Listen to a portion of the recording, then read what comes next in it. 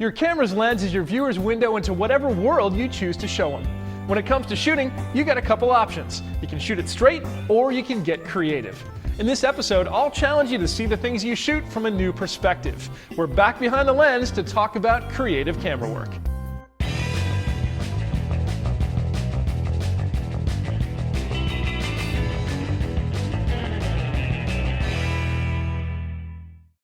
Creative shooting requires creative thinking and creative camera positioning. You need to be selective to show your viewers unique perspectives. In this episode, I'll share 5 shooting tips from my own experience to help you get creative with your camera. So if you're ready, let's take 5. Tip number 1, look up, look down, look all around. Change the feel of your shot by changing the height of your camera. A lot of shooters, even professionals, make the mistake of shooting everything from eye level. To be a better camera person, you need to learn to see the world from a different perspective. And that starts with getting the camera off your shoulder. Shooting some shots from eye level is fine, but the shots you shoot will look a lot more interesting if you get the camera up high or down low. Shooting from these dramatic perspectives lets you shoot shots that will set your work apart from conventional straight shooters out there. Instead of shooting from the shoulder, head to higher ground. Climb a ladder, get up on a roof, whatever you have to do to get a new look at the landscape. Just be careful to be safe so nothing happens to you or your gear. Getting down low can be just as dramatic and a lot less dangerous. You might get your pants dirty, but you won't have to worry about falling down. The principle is to put your camera into positions that give people perspectives they wouldn't ordinarily see. Getting your camera off your shoulder and shooting from creative positions will add a whole new dimension to your productions. They'll feel bigger, more produced, and they'll definitely be more interesting. Tip number 2, tilt it. Sometimes it helps to rock as you roll. Most of the time, shooters are careful to keep their shots as level as possible, but you can add interest by occasionally tilting your camera so it's not level. These sideways shots are called canted or Dutch angles. I like to use a slanted angle like this in combination with a low camera position when I shoot custom cars or motorcycles like this one. It just looks cool, especially when you rock the camera to the side as you roll. Perry uses a lot of canted angles in his production notes episodes. It keeps things interesting and it adds to the casual, quirky feel of his show. Don't tip your camera too far to the side. Anything beyond 45 degrees or so is probably too much. Often a subtle slant is more than enough to create the cool effect you're looking for. Shooting handheld canted angles is pretty easy. You just tilt the camera. But shooting slanted shots from a tripod requires some special tools. Most tripods aren't designed to tilt the camera sideways. Here at Juice, we use a high-quality photo tripod for our slanted static shots. The photo tripod lets us rock the camera to pretty much any position that we want. Another option is to mount your camera sideways on your video tripod. This lets you tilt the shot from side to side instead of up and down. Tip number 3, distort the distance. Your lens lets you compress or expand distances. To shoot advanced video, you need to understand the power your camera's zoom lens has to affect the look of a shot. This is something that can't be seen with your naked eye or with a camera that has a lens with a fixed focal length. To demonstrate, let's look at 3 shots of the same subject in the same location. My goal here is to shoot a head and shoulders shot of my subject, so my guy will be the same size in all 3 shots. What I want you to notice is how the background changes based on my camera position and lens setting. We'll start by shooting with a wide-angle lens setting in a close camera position, just a couple feet from his face. Let's look at the background and make some notes. You'll notice that you see a lot of the background. We see sky at the top of the frame, and trees, and even the end of the building on the far right side. Note the apparent distance of the subject from his background too. You can tell he's all the way across the street by looking at the shot. Okay, now let's reposition and reframe the shot. Here the camera's about 8 to 10 feet from the subject, and my lens is somewhere near the middle of my optical zoom range. I'll frame him the same way from the chest up, and let's take a look again. Notice how much less of the background you can see now, and how much closer it appears to be to the subject. Remember, the subject hasn't moved. All we're doing is repositioning the camera and changing our lens setting from wide angle towards telephoto. Now let's move the camera back even farther, somewhere around 20 or 25 feet from the subject. And we'll reframe, this time using a long telephoto setting to compose the shot. Now look at the background. You see a whole lot less of it, and what you do see seems to be closer, larger, and it even starts to fall slightly soft of focus. What a difference. For the record, at the moment we're not talking about depth of field.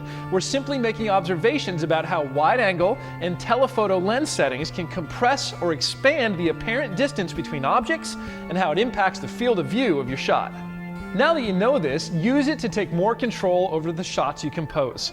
By changing your camera position and your lens setting, you can drastically affect the look of your shots. This is a great tip for those of you who are trying to shoot on a small set, by the way. You may not need a bigger wall or a bigger background if you can move your camera back and zoom in. Tip number 4, create the illusion of depth. Creative composition can add a new dimension to your shots. Now that you're thinking about backgrounds, consider this. As a creative shooter, you should seek to compose shots that help to add the illusion of depth to the flat screen. There are a couple ways you can do this. Shooting your subject flat against a wall doesn't help to add a lot of depth. Instead, let's reposition to alter the angle of approach and shoot so it goes off into the distance. Want to add interest to your shots? Don't settle for shooting your subjects against flat surfaces. Look for diagonal and receding lines to add the illusion of depth.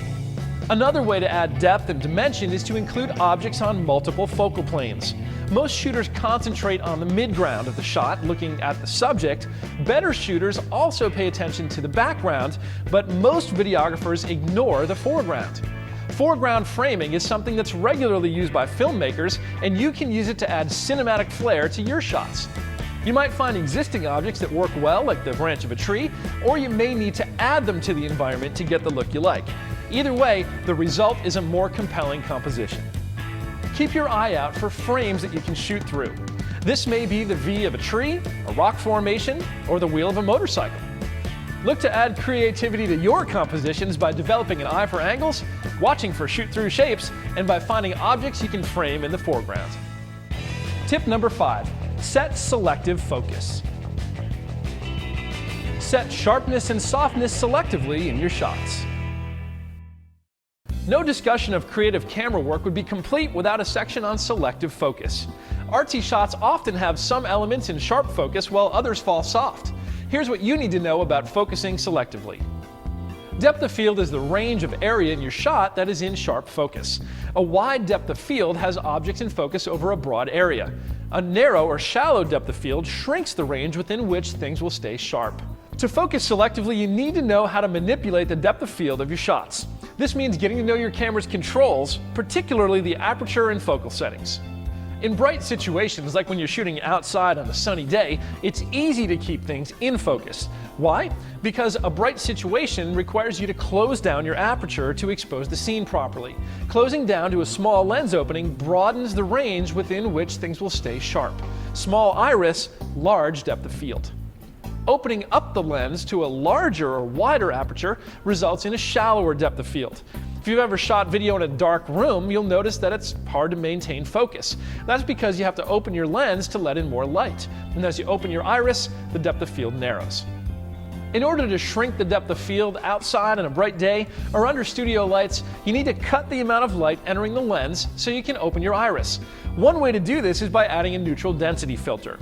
Most high-end cameras have built-in ND filters, but you can also get neutral density filters that screw onto the front of your lens or that slide into a matte box that attaches to the front of the lens. The neutral density filter cuts the amount of light entering the lens and allows you to open your iris to expose the scene properly with a shallower depth of field.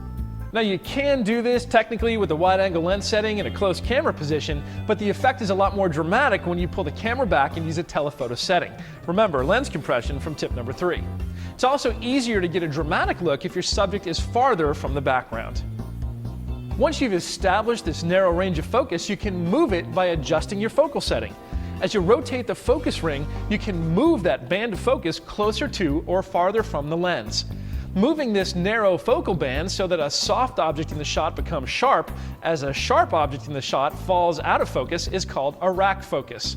Pulling your focus from one person or object to another is a great way to direct the attention of your viewers and add professionalism to your productions. For the record, manipulating depth of field has nothing to do with the format you shoot on. It's got nothing to do with DV versus HD or whatever. It's all about the lens and aperture settings. Now, it does happen to be true that professional cameras tend to have larger lenses that give you a broader range and more control over your aperture than the tiny consumer camera you might have. That's why it's hard to throw things out of focus with your little consumer cam. There you go, 5 tips for creative camera work. Number 1, look up, look down, look all around. Number 2, tilt it. Number 3, distort the distance. Number 4, create the illusion of depth. And number 5, set selective focus. I've given you the tips, but it's up to you to put these principles to practice in your productions. There's no magic formula to follow to shoot like a pro. To become an advanced shooter, you need to know the basics of composition, understand your camera's controls and the impact they can have on the look of your shots, and you need to get out and shoot a lot of video. So until next time, fire up your camera and start looking at your world from a new point of view.